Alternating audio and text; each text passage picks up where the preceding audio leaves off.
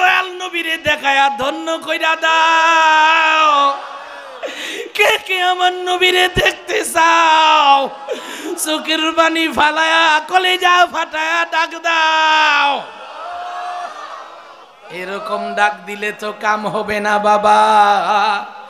একজন ফেমাস রে দেখার জন্য তোমরা পাগল হইয়া যাও, আমার নবীরে দেখার জন্য তুমি কানতে পারো না।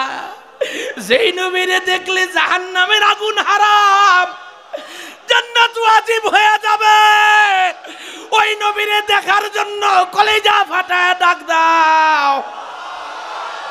ও ভাই তাকায় দেখ, মানুষগুলো যেন পাগল হয়ে যাবে।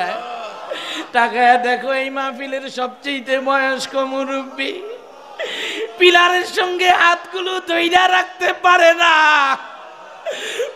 গেলগুলো ভায়া ভায়া পানি পড়া। ও বাবা, আমার অবুঝ বাচ্চা চোখের পানি ফালা কান্দে রে আল্লাহ। ও আল্লাহ, তোমার দয়ার নজর দিয়ে তাকাও, এই গ্রাম কবুল করো, এই মাহফিল কবুল করো, আমাদের তোমার বান্দা বানাও, নবীর উম্মত বানাও। কে কে আমার নবীরে দেখতে চাও? কলিজা ফাটায়া তিনটা ডাক দাও আল্লাহ, আরো জোরে ডাক দাও, মোহাব্বতে ডাক দাও। হাত উঠায় রাখো। আমি মাহফিল করতে গিয়েছিলাম ফিরোজপুর দানিশাফা মাদ্রাসা কলেজ ময়দান। আমার মাহফিলে বললাম, কে কে নবীরে দেখতে চাও? ওই মাহফিলের সভাপতি আল্লাহু আকবার বলে লাফ দিয়ে নিচে নেমে গেছেন।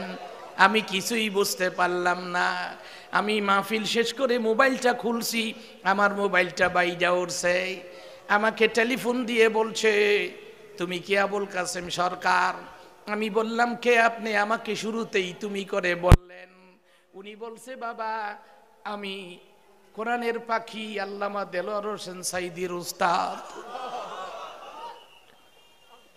আমি শর্ষিনে আলিয়ার ভাইস প্রিন্সিপাল। তুমি যখন বলছো নবীরে কে কে দেখতে চাও, আমি মনে করলাম আমার সেই যোগ্যতা নাই। আমি নিচে নেমে গেলাম, ঘুরে এসে ঘুমায় গেলাম। কিছুক্ষণ আগে দেখি রাতের অন্ধকারে খেয়ে জানি আমার মাথায় আদর করে। আমি চোখ খুলে দেখি আমার ঘরের অন্ধকার দূর হয়ে গেছে। দয়াল নবী আমার মাথার পিছনে দাঁড়ায় বলে, উম্মত আমারে দেখার জন্য তুমি কান্দো, আমি কেমনে মদিনায় থাকি আমি জানি না, আমি জানি না। আজকে জানি তোমাদের কারগরে আমার নবী হাজির হইয়া যায়। ওই সৌভাগ্যবান হইতে চাইলে চোখের পানি ছাড়ো, কলিজা ফাটা জোরে জোরে ডাক দাও আল্লাহ।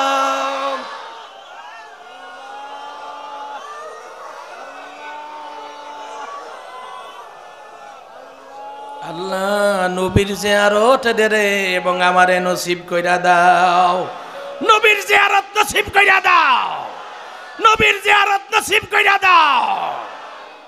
হাত নামায়া ফেলেন, তাকায়া দেখেন শতকরা মনে হয় 95% মানুষ কান্দতে আছে।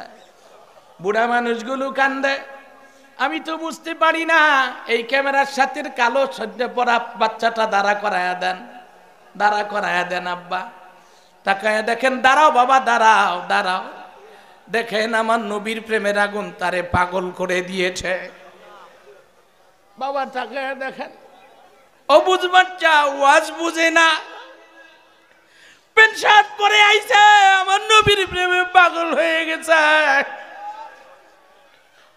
এখনো যারা কানতে পারো না, মনসে না দান, কোন গুণা তোমার কানতে দেয় না? তোমার বাম স্তনের নিচের 2 আঙ্গুল নিচের মেশিনটা নষ্ট হয়ে গেছে, গুনার কারণে ময়লা জমে গেছে। যাদের ময়লা নাই তাকায়া দেখো, নবীর প্রেমে পাগল হয়ে গেছে। এই কান্নাটা দেখে চেহারাটা কালো করো। কত মডেল দেখাইবো। আপনার সামনে ছেলেটা দাঁড়া করায়া দেন, দাঁড়া করায়া দেন, লাল টুপিওয়ালা। আরে আপনার সামনে ছেলেটা দাঁড়া করান না। এই ছোট্ট বাচ্চাটা দেখেন তো এই বাচ্চাটার বয়স কত বাজান, দেখেন গাল দিয়ে পানি পড়তে আছে, দাগ হয়ে গেছে। জিজ্ঞেস করি বাবা এদের কোনো গুনাহ আছে? এটা কি ওয়াজ বোঝায় না, নবীর প্রেম এদের কালবে ঢুকে গেছে, গুনাহ নাই। তোমরা যারা কাঁদতে পারো না নিজের গুনার জন্য, এখনো কি লজ্জিত হওয়ার সময় হয় নাই? ছেলেটা কালো কইরা ডাক দাও আল্লাহ, এই কান্দিন্না বাচ্চাগুলোর উসিলায় আমাদের মাফ কইরা দাও। দরদ নিয়া ডাক দাও। আপনার পাশের বাচ্চাটা দাঁড়া করান তো বাবা, দাঁড়া করান সামনের বাচ্চাটা। এই বাবা দাঁড়াও, দাঁড়াও বাবা, তাকায়া দেখেন তো আব্বা এদের কোনো গুনাহ আসেনি? ওই দেখেন বাচ্চার সঙ্গে বুড়া মানুষও দাঁড়ায় গেছে। এখনো যারা কানতে পারো না এই মডেল দেখো, ওদিকে ঘুরো বাবা, ওদিকে ঘুরো, ওদিকে ঘুরো। যারা কানতে পারো না ওদিকে ঘুরাই দেন না বাচ্চাগুলোকে, মডেলটা দেখে নিজের গুনার কথা খেয়াল করেন। আল্লাহ সময় নাই, আবুল কাসেম সরকার নেমে যাবে, নামার আগে আমাদের জিন্দিগির গুনাহগুলো মাফ কইরা দাও।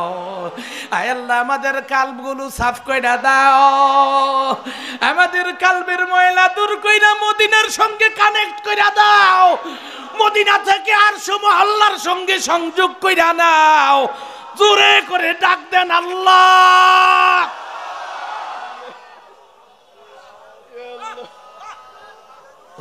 দুনিয়ার মুসলমান, এই বাচ্চাগুলো কানতে আছে, ওদের গোনা নাই, ওদের মা বাবার গোনা আল্লাহ মাফ করে দিতে আছে, ওদের মা বাবার গুনাহ আল্লাহ মাফ করে দিতে আছে। ও মুরব্বী, ও মধ্যবয়স্ক, তোমার মা নাই, তোমার বাবা নাই, তোমার মা নাই, তোমার বাবা নাই, তুমি দেখতে পিঁপড়ায় কামড় দিলে মা দুঃখিনী পাগল হয়ে যাইতা, ওই মায়ের কবরে শুয়াই আইছো, হাজার হাজার জুকায় পোকায় কামড়াইতে আছে, তোমার চোখে এক ফোঁটা পানি নাই রে বাবা। দুঃখিনী মায়ের চেহারাটা সামনে আনো, বাবার চেহারাটা সামনে আনো, দরদ নিয়া মোহাব্বতে একটা ডাক দাও আমার আল্লাহ। আমার আল্লাহ বলে নবী, আমার নবীর এত কষ্ট, লড়াচড়া করবেন না বাবা, আমার নবীর এত কষ্ট, ও জিবরাইল আমি সইতে পারি না, যাও আমার নবীর কাছে যাও, আমার নবীরে দাওয়াত দাও, আমার নবীর কষ্ট কমানোর জন্য আমি স্বয়ং আল্লাহ নবীর সঙ্গে দেখা করব। আমার নবীর কষ্ট আমি সইতে পারি না, যাও আমার নবীর কাছে যাও, আমার নবীর সঙ্গে আমি আল্লাহ কথা বলবো, আমার নবীরে নিয়ে আসো। এখন আমার ওয়াজ শুরু হবে, মাত্র ভূমিকা শেষ করলাম, এখন আয়াত শুরু হবে। ভাই কম করে আবুল কাসেম সরকার আরো 5টা ঘন্টা দরকার। সুবহানাল্লাহ সুবহানাল্লাযী আসরা বিআবদিহি লাইলাম মিনাল মাসজিদিল হারামি ইলাল মাসজিদিল আকসা আল্লাযী বারাকনা হাওলাহু লিনুরিয়াহু মিন আয়াতিনা ইন্নাহু হুয়াস সামিউল বাসীর। এখন থেকে কোরআন হাদিস দিয়া এই আয়াতের ব্যাখ্যা করতে 3 ঘন্টা সময় লাগবে। আজকে সুযোগ নাই, যদি কবরে না হই একা, সামনে আবিদপুরবাসী যদি চায় কথা বলবো ইনশাআল্লাহ। আবুল কাসেম সরকার জিজ্ঞেস করি এই ময়দানে হবে কি আর দরকার, হবে কি আর দরকার?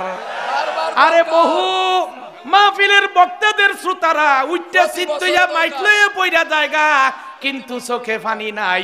এরকম আসরের পরে নীরবে কান্না, যদি এশার পরে হইতো এই ময়দানে বহু মানুষ ফিট হইতো ইনশাআল্লাহ। যদি আল্লাহ আমাকে বাঁচায় রাখে, উনারাও চায় আগামীতে আসার আশা রেখে আজকের মতো বিদায় নিতে চাই। আমার দ্বারা কেউ কষ্ট পান নাই তো ভাই? কষ্ট পান নাই তো? আমাকে ক্ষমা করবেন, দোয়া করবেন, যদি না হই কবরে কা হবে আবারও দেখা। ও আকুলি কাউলি হাদা ওয়াস্তাগফিরুল্লাহ ইন্নাল্লাহা ইয়াগফিরুয যুনুবা জামিয়া ইন্নাহু হুয়াল গফুরুর রহিম। সুবহানা রাব্বিকা রাব্বিল ইজ্জাতি আম্মা ইয়াসিফুন ওয়া সালামুন আলাল মুরসালিন ওয়ালহামদুলিল্লাহি ওয়া রাহমাতুল্লাহ।